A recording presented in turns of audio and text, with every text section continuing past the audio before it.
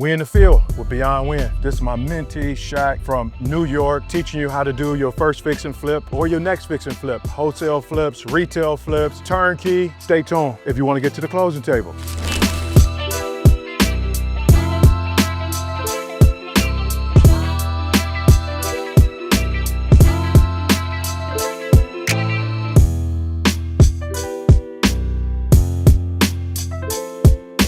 Welcome to In the Field with Beyond Wynn. Today, I got my mentee, Shaq from Atlanta, Georgia. We at his property that he picked up here in Cleveland, Ohio about a month ago. Let's get right into it. How did you find me? Through my close friends that went through your mentorship, and I saw them running the play. I saw them buying properties, and I said, I gotta get involved. And now here I am. Once they introduced you to me, you came to the Cleveland Infield training. Right?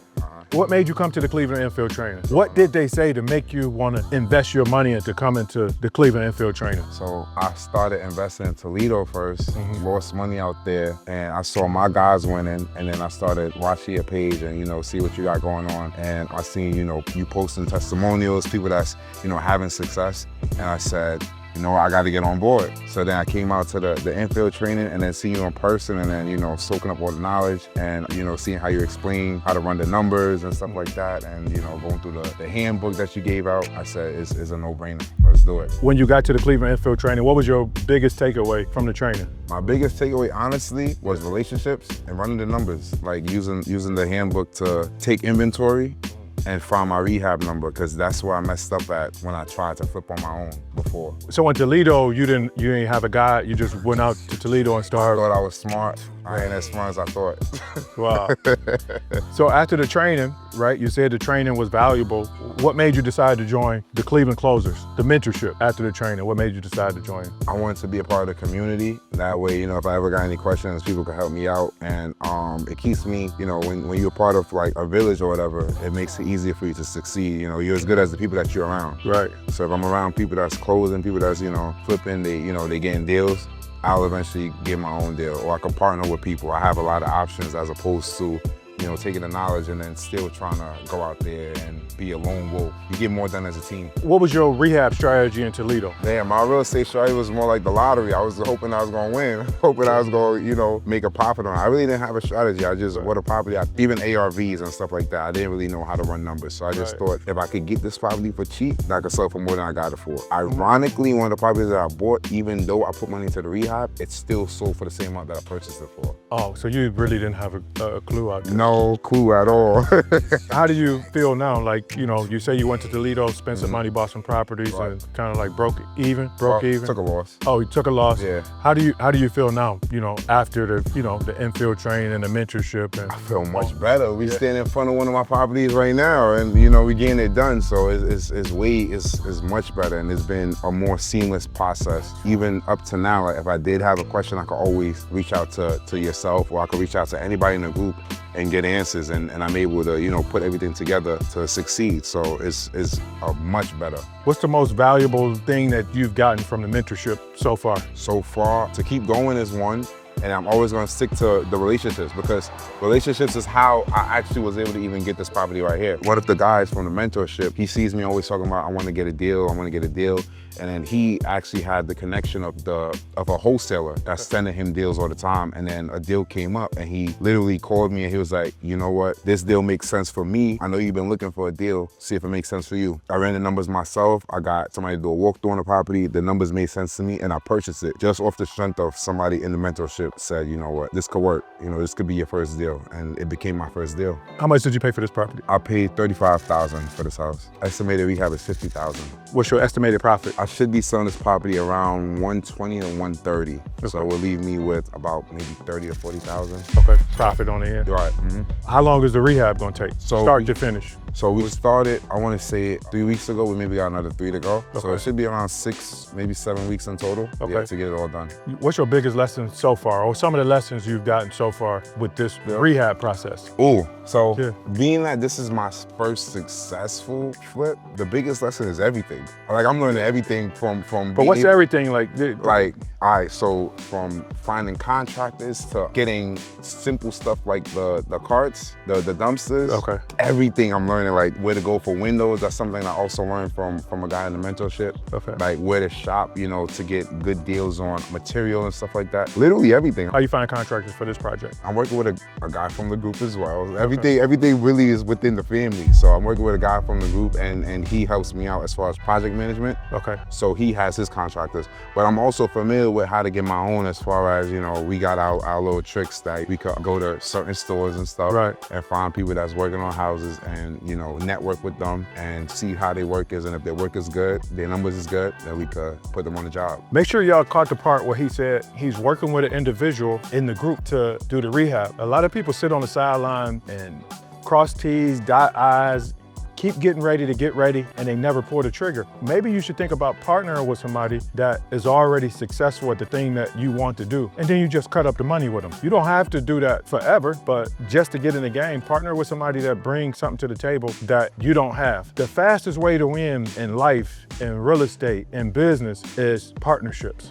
Partnerships. I remember when I had a 447 credit score, right? I didn't even know that the credit scores got that low, right? Yeah. Until I didn't pay my and they took my properties in foreclosure. I had a 447 credit score. But what I also had, even though I didn't have the money, I lost my money in properties, I had a 447 credit score. I lost the properties, but I never lost the knowledge that I gained from the real estate game. And I still had the relationships. So what did I do? I brought my knowledge to the table with some relationships and partnered with the people that had the great credit. And we used my knowledge to find the properties, to rehab the properties, and I gave the people that had the credit, AKA my credit partners, I gave them a percentage of every deal. Again, whatever it is that you don't have, partner with somebody that have it and be willing to split the money. Don't sit on the sideline waiting. Get started today. How did you find this deal? One of my friends in the mentorship, in the group. Are y'all noticing he keep referring to the people that he met in the mentorship? The people that he met. So you say you funded this deal through somebody in the group? So like, yeah, so one of my friends, he already got a few flips out here. So Right. I guess maybe his wholesaler sent him, you know, a load of deals. Right. He found multiple that was good. Right. And instead of saying, oh, I'm not gonna take it, he reached out to me and said, you know what, I can't do it right now, but I can hand it off to somebody else. And he handed it off to me. Okay, that's how you found the deal. How did you fund it? So cash, yeah. Oh, so you bought the property cash? Yeah. How you fund the rehab? Same cash. Cash. Yeah. So you use no lines of credit, no credit card? So like, I'm using a little bit. So I have Truist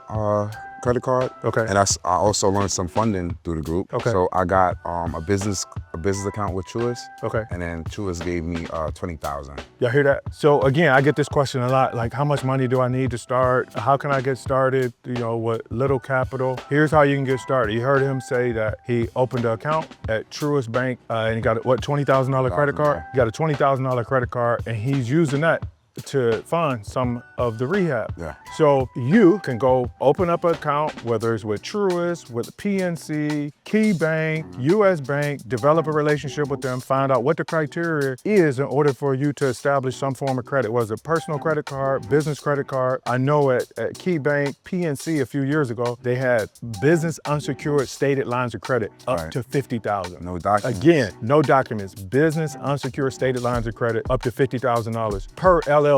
Right. When I first did it, I went in with 4 LLCs. 4.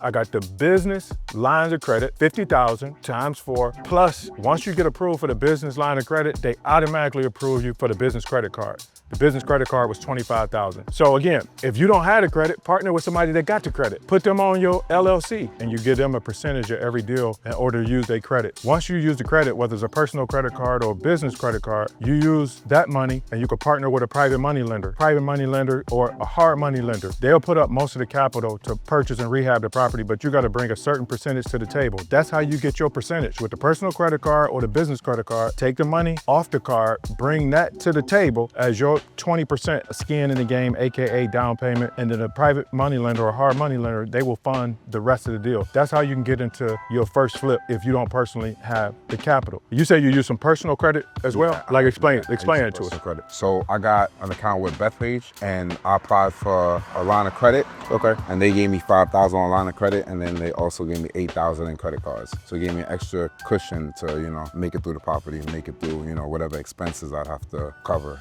during the flip. What did you do before real estate? For real estate. Well, hold on. It's funny because the last couple mentees that I talked to, when I asked that question, they start sweating like you sweating. They start laughing. Well, I'm from New York. I don't know. You got to read it between the lines, man. I'm from New York. I'm from Queens. Product of my environment. Okay.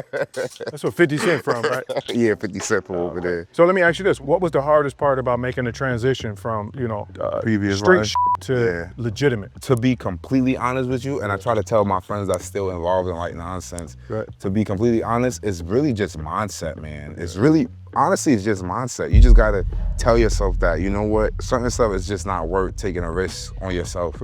Taking a risk on, you know, your freedom, really, when there's a bag in real estate. You could flip a house and go make, like, my spread on this house, I might make 30, 40,000 on this house. You don't gotta do nothing out the ordinary. You could flip a house, you could do wholesale. There's a lot of different avenues in real estate where you could go and make that money without putting yourself in jeopardy. That was the biggest shift for me, just the mindset, just knowing that it's possible to still get money like that without doing anything out, you know, out the ordinary. How many properties do you think you're gonna flip this year? Oh, my goal is I want to get through 5 for the year. So I'm at the first one for the year right now. Right. But the thing is, in life, sometimes you get the snowball effect. Once you actually get your foot in the door and you realize, oh, all I gotta do is this and this and this, it become a little bit more easy. So this is the first one right now.